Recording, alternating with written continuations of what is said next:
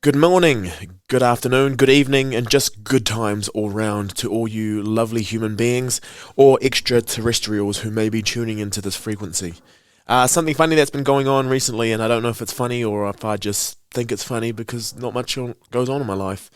But I've been walking past the same parking machine. So pretty much when I leave the gym, there's like the parking machine that you can use to pay for the parking in that gym space. And sometimes it just must go wrong in the morning, or like maybe I don't know. I've never really gone to look at it, but it's the same thing. It's just someone goes up, pushes a few buttons, looks around, waves their hands in the air, like what the heck, what's going on?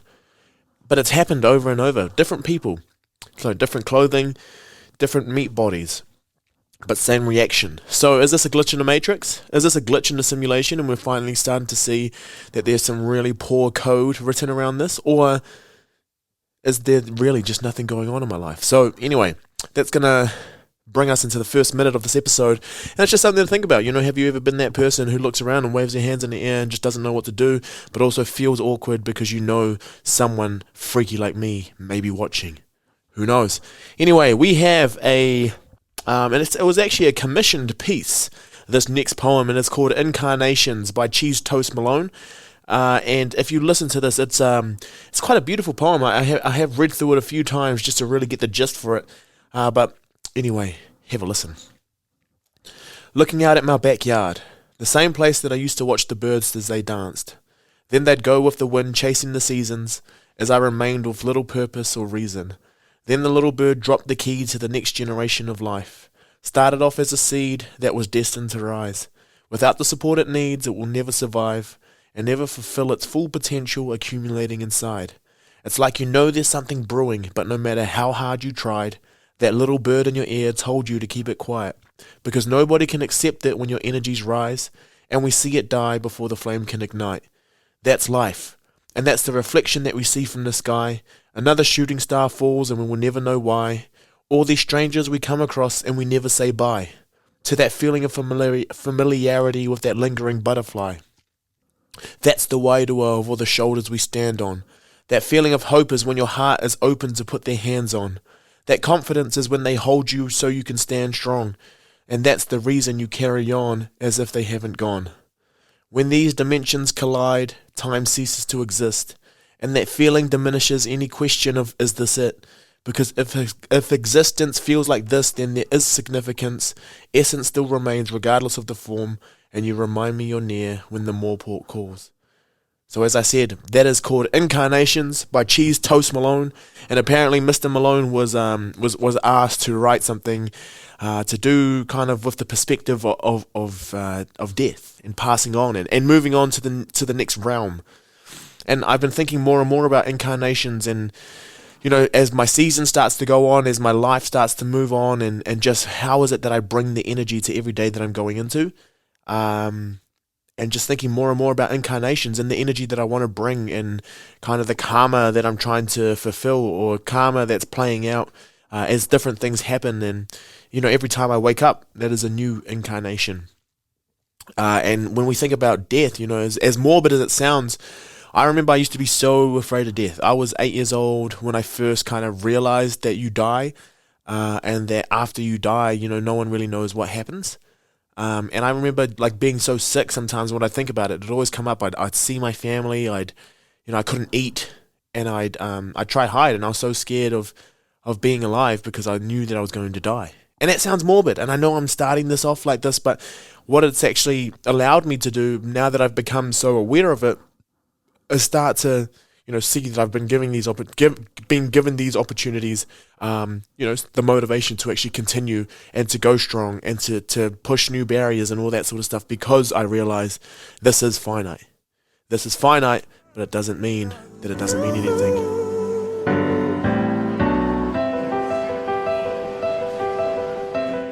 And I think, honestly, understanding without the morbidity, just starting to think about, how time is finite, but time is the only thing that kind of runs, time heals as things pass, but also, it's the future. Time kind of dictates where we're going to be. And this has been something that we've been talking about a little bit more with my research team, just because we're trying to figure out how is it that we can do what we love.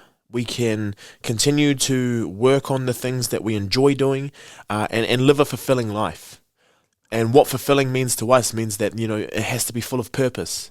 It has to contribute somewhat to the communities that we are involved with. We have to be able to involve the people that we enjoy working with.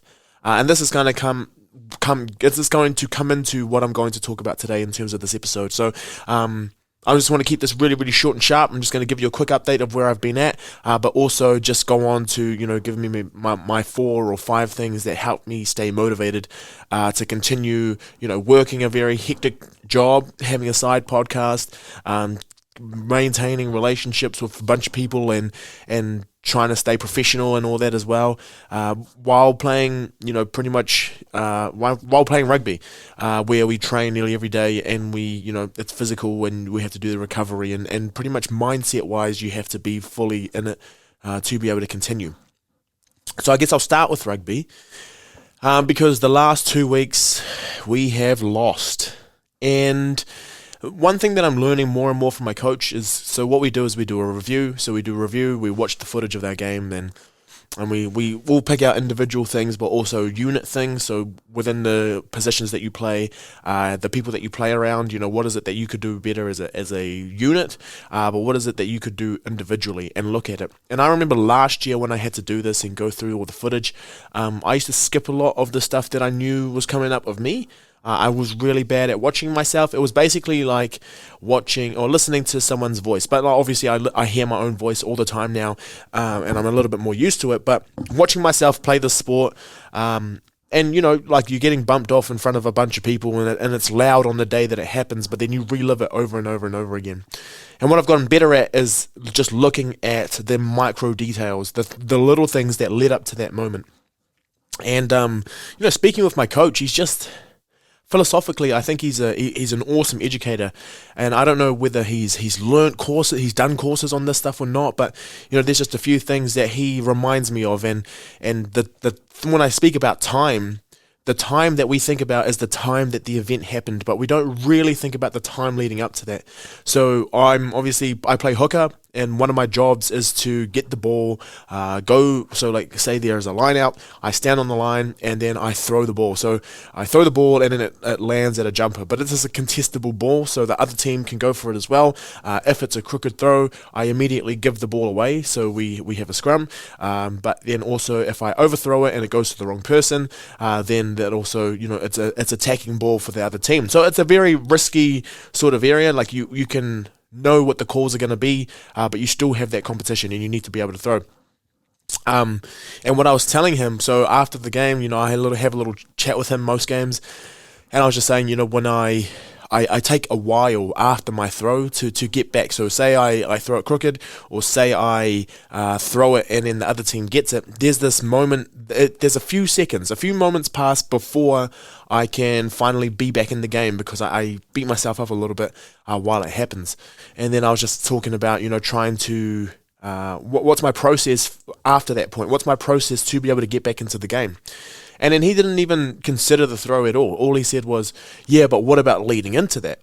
Like, what are the things that actually caused you to throw it that way? Rather than, like, just, instead of focusing on when I throw it bad, this is what I'm going to do, he said, we're almost building up a process so that there is no way it can go wrong, so that I know I've done everything that I could have, and being aware of that preparation.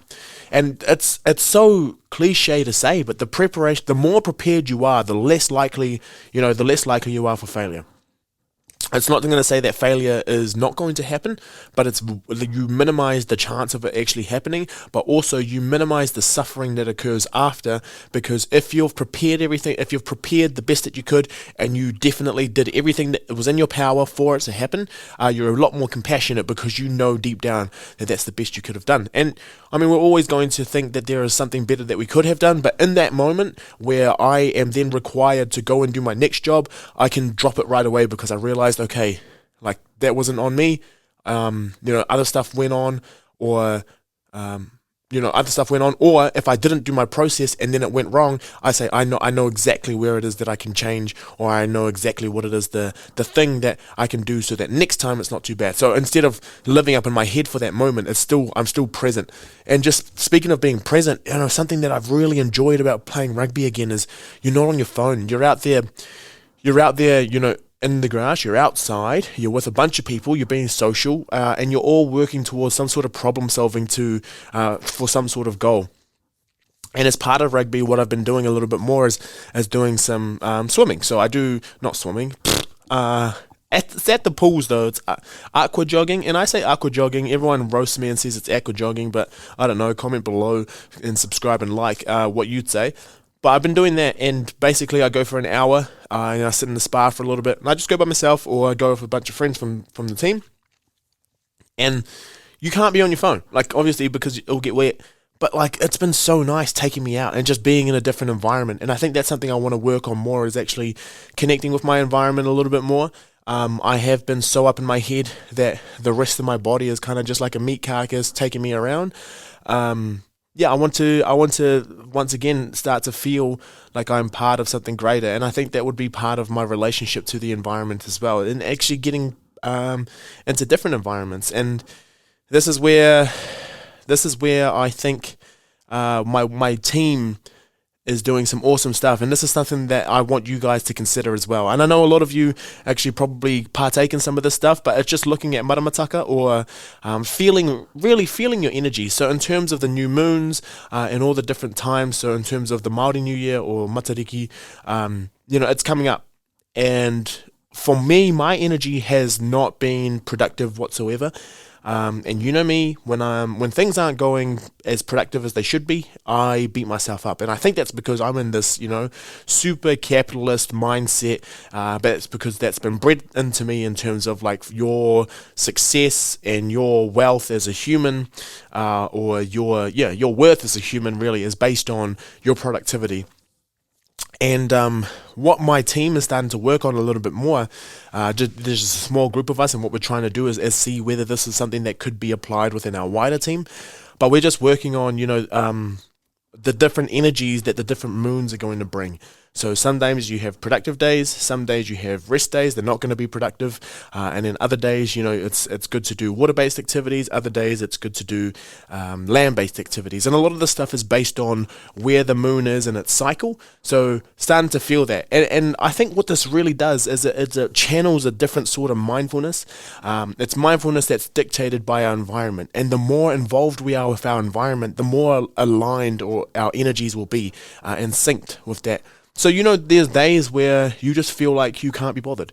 There are days where, okay, you might just have to run errands today, and that's just the way that, it is, and you don't get as much work done as you wanted to do. Where I found myself in the last fortnight has been a whole bunch of setup. It's been reflections on what's been going on. It's been trying to figure out why I don't feel safe. It's been trying to figure out, how I could feel more safe. Who are the people that are part of my circle that give me that energy? What are the things that are coming into my circle that don't bring me energy?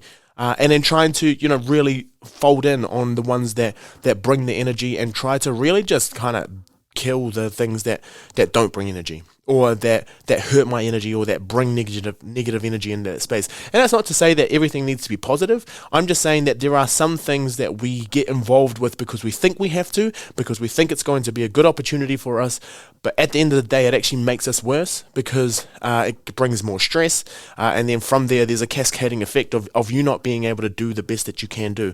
So anyway, we're using this new calendar. I think you can buy them. Just look up Maramataka, and then there's calendars which set out like the days that are going to be productive or can be productive, days that won't be so productive, and this is all to do with the cycles of the moon, like I said before. But what this reminds me is that when we are in these states of transition, if we have something that kind of explains to us why it is that you're not going to feel so productive, or why, productivity, if you look at this at the calendar, it's not like weeks at a time. It's like you can go a few weeks and then only have like 2 productive days in that time. But if you think about your week overall, It's kind of like that anyway, and especially I think we were shown this a lot more when we started working from home. We weren't working the 8 hours that you're meant to be in the office, but we were still being as productive, and that's because we got to choose the times that we were most efficient, and we got to choose the times that were most effective for us. So this is when your family and stuff like work well for you, but also when you're in the mood to be able to do it. I think there is a lot to be said for the energies that you feel at the different times that they kind of come up. Sometimes it's hard to predict, or sometimes people just have their rhythms, and I don't think that the 9 to 5 suits everybody. Now, this is very privileged of us because obviously we've understood this and we create some of the rules for our working environment. But I think what this does is it allows us the compassion for ourselves, in the days that we're not productive, to understand that there's probably something bigger at play, and it's to do with the energy. That's not to say that on the unproductive days you don't do stuff.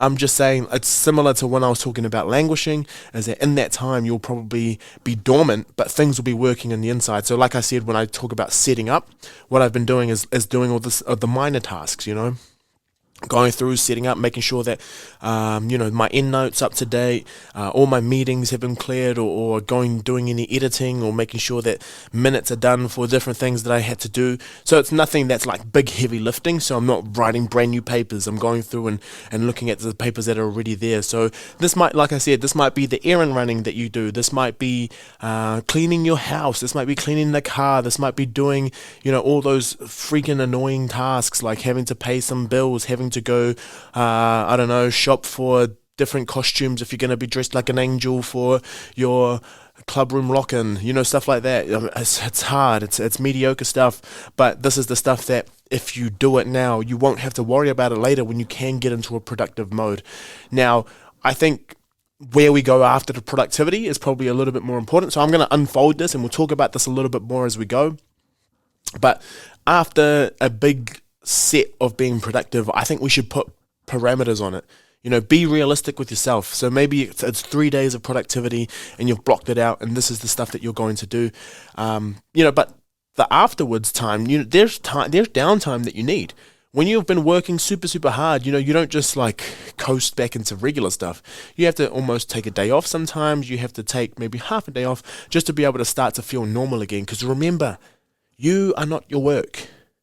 And your ability to keep having outputs is actually going to be based on you knowing your star player. And that star player is you, homie.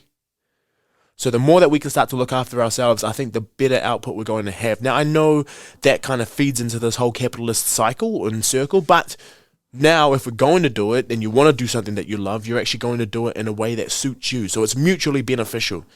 At some time you need to be able to go into the middle and rip the system down, but sometimes you have to play by the system to be able to get the system to trust you, and then you go in. So anyway, the future is now, but I think we're all arriving at different times. Isn't that funny though? You think about time. I'm just going on a tangent again, but like time, it's the future. And sometimes I think because we have a different variable or a different definition, everyone has different definitions of what they think the future is. Really, it's just like the ahead of time. So it's time that has not come yet. It's on its way. But the future is now. The technology that we have, all the things that we said would ever be here in the future, on the old movies used to predict and all that sort of stuff, we're here. But I think a lot of it has to do with the access that you have, the privileges that you have to be able to partake in the future. So some people don't have the technologies to be able to be in that realm. So that's something that's time dependent. And I was thinking the other day, like time rolls so differently depending on what it is that you're doing. And now I'm talking about time flies when you have fun and getting into flow states and all that sort of stuff. But now I'm thinking, without coming full circle into the poem that I said at the beginning, if you kind of make friends with the fact that this is finite and time is the only thing that we don't get back, we start to see, if we had all the time in the world, would it actually drive us to be productive? Would it actually give us anything to want to get better? So, with this time that we do have, we got to set it up right. We got to set it up right so that we can go out, we can disrupt, we can make changes, we can do things that we need to do so that we can be our best selves, but we can also, be the people who can create change for the people who need it. And that sounds like, I think I'm the one who's going to do it. Absolutely not. I just think I can be part of something. I can offer something. There are resources that I can bring that other people will benefit of. And it's stuff that I've just been trained to do or learnt to do over time, or something that, it's a skill that I've just always had that can now be, given to benefit others. So anyway, there's nothing like a good old reflection. And that's where we're at. And I think over the next couple of weeks, when we get towards Matariki, I'll be doing some big reflections on the year. And I'm breaking it down, some of the biggest lessons that I've gone through. And I'm just really, really grateful that all of you have been able to listen and hear my thoughts and be able to chill with me and really see where it is that you're going. And I do hope that there is something that you take away from this. I do hope there are things that I say that make you feel like you're not alone, or make you feel like there's a different way of thinking about things. But I'm always coming back to just having grace and just being able to be compassionate towards yourself, because you are your star player. You are the reason you get out of bed in the morning. Most of the times you're doing this for you, but it's never for you. You are doing this because other people will benefit greatly from that. So anyway, the things that keep me going, just to finish off this episode, is just the things that keep me going. My routine. So I have a morning routine to a daily routine into an evening routine. So my day-to-day looks the same most times. And that's mostly because it's stuff that I can control. And when my brain doesn't have to think too much about it, I can just get into it and do it. I'm most optimal, and it's because there's no anxiety. There's no anxiety around like what's going to happen. A lot of it is because it's quite certain for me. And in the time that I am at, or in the space that I'm at, and where my brain's at, that's kind of all I can do for now, and I'm happy with that. And my routine is what gives me motivation to keep going, because I know it's stuff that I can do. It's stuff that will challenge me, but it's also stuff that, for me, helps me kind of achieve my best self, or express my best self, or put me in a position to be or to do the stuff that I am really passionate and good at, and actually get better at it. So actually achieve some sort of mastery. And this is a routine that's taken a while to be able to build, but once you build a good thing, it's pretty easy to keep at it, because you've seen it work in and out. And you add small things over time. Like, it's not to say that this routine will never change. This routine has changed quite often, because I've changed gyms, I've changed where I live. It's getting colder in the morning, so sometimes I have to do different things. So yeah, a lot of it is adapt, and it's fit for purpose. But the key tenets of this routine kind of stay the same. So if you have a routine, or you're building a routine, feel free to message me, and we can work on stuff together to keep each other accountable. The second is that I'm now only going to social gatherings that I want. So now that people have Zoom, or now that we're back in person at work, a lot of people just think I want to meet with them, right? Hey, let's have a meeting on this. I only go to the meetings that I want to go to. I only have coffee with the people that I want to see. I only gather with the people that I know are going to bring me good energy, or give that mutual energy. There's just so many meetings now, and you just can't be at everyone, and you can't bring all the energy that you're meant to bring. So my social gatherings, I have mapped the ones that stimulate my energy, and I have mapped the ones that are taking energy from me around my week. So I've been trying to, just formulate my week in terms of the energy that I can get at different times. So yeah, that's just being a bit more, just not showing up, and not feeling like I need to give a justification for why I don't want to go to different meetings. I just can't. And that's good enough. I know I can't come to this meeting. Sorry, can't come. That's it. You don't have to say why or not, okay? If they've requested it and they want your time, I think that is different. Cool. And then the last one is just working jobs that I want to work. So it's teaching Pacific engagement and physical activity, sport and Pacifica, new job that I've said yes to. Like, all of these things is just, once I read them, I'm just like, wow, that sounds a lot like me. That sounds like something that I would love to dedicate a whole bunch of time to. And I know not a lot of people can be in this position, and I know I'm super privileged to have a job like this, but I think even the social gatherings one for a lot of you, and also trying to find a routine. And in terms of the jobs that you're working, I think just doing the stuff that you're good at, or doing stuff that you know brings you energy. It doesn't matter what your job is, find some sort of competition in what it is that you're doing, and see if you can get better every day. Not for the people you're working for, even though if you love your job, if you love the people you're working for, absolutely. But within yourself, to show that you badass. Right, you boss ass. You can do whatever you want, and you can thrive, and you just find whatever it is that's like your niche in that job, whatever it is you're doing. I don't care. When I used to work at the mail center, we used to stamp letters, and I used to try time myself to see how fast I could stamp those letters. It didn't matter how fast I could do it, but like for everyone else, it doesn't really matter. But I needed to do something to keep me there, to keep me engaged. So what did I do? I timed myself, and I left my times written, and I left them on the table so that people would see how many I did in so many hours. And like, what the heck? I did it. It was fun. It was fun for me, but that gave me that sense of purpose in my job. So anyway, that has been an all or nothing sort of podcast. Like I don't know what I talked about in any of that, but I just want you to realize that we are having to go through this. There are going to be times where our energies are high and low.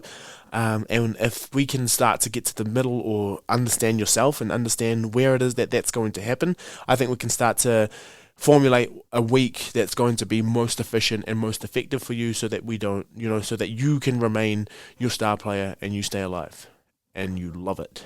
That's what I'm talking about. Love you all. Have a good week.